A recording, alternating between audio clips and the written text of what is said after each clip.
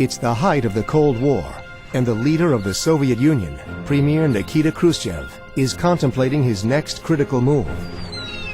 He takes a walk with his defense minister, Marshal Malinovsky, on the shores of the Black Sea. When the days are clear, you can see across the Black Sea the lines of the Turkish shore. And Malinovsky and Khrushchev, walking alongside, were discussing, and then suddenly Malinovsky said, "Well, Nikita, look there. It's Turkey. There are American missiles."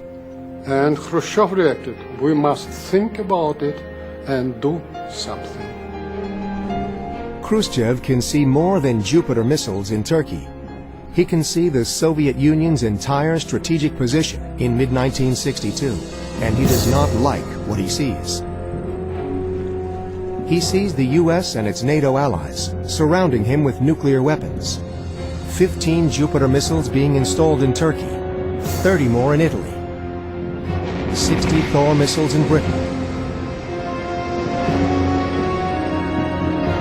But most threatening of all, he sees nearly 1,600 American strategic bombers and 200 intercontinental ballistic missiles, which can strike the Soviet Union from the U.S. In the Cold War balance, the Soviets have a significant disadvantage. General Anatoly Gribkov served on the Red Army General Staff in Moscow.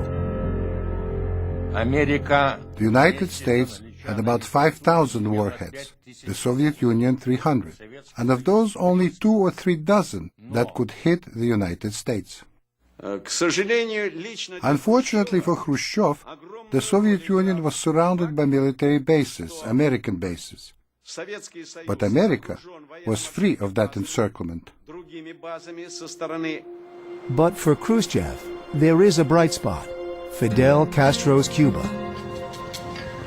A communist island in a sea of American power, Khrushchev's one small foothold in the Western Hemisphere. But Cuba was an ally that could be lost at any moment.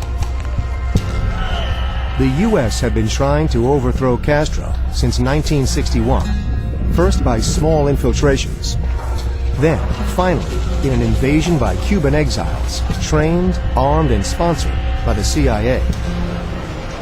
That mission, at the Bay of Pigs, failed badly. The Bay of Pigs invasion of 1960 was the culmination of activities of the United States against the Cuban Revolution. After Bay of Pigs invasion and its collapse, Moscow got a proof that there are real intervention plans supported, at least supported, by Washington. Khrushchev's solution?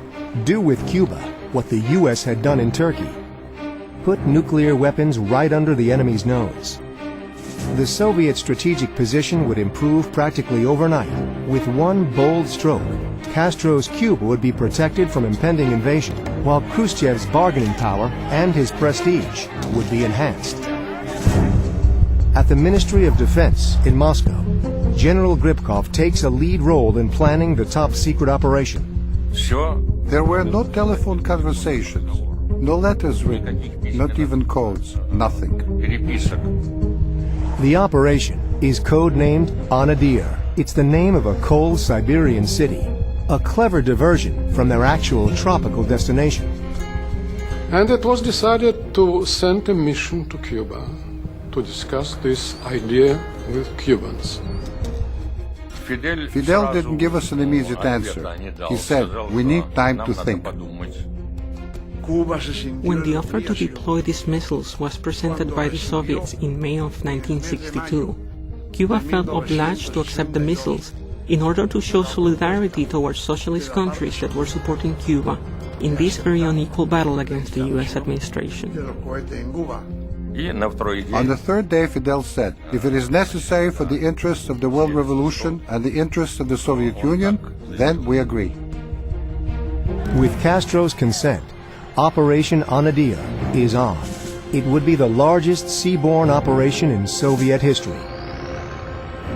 The Soviets have just 4 months to organize, transport, and install 60 nuclear missiles and 40,000 men on an island nearly 8,000 miles away. And it all has to be done in secret. To disguise their intentions, the Soviets decide to use cargo ships,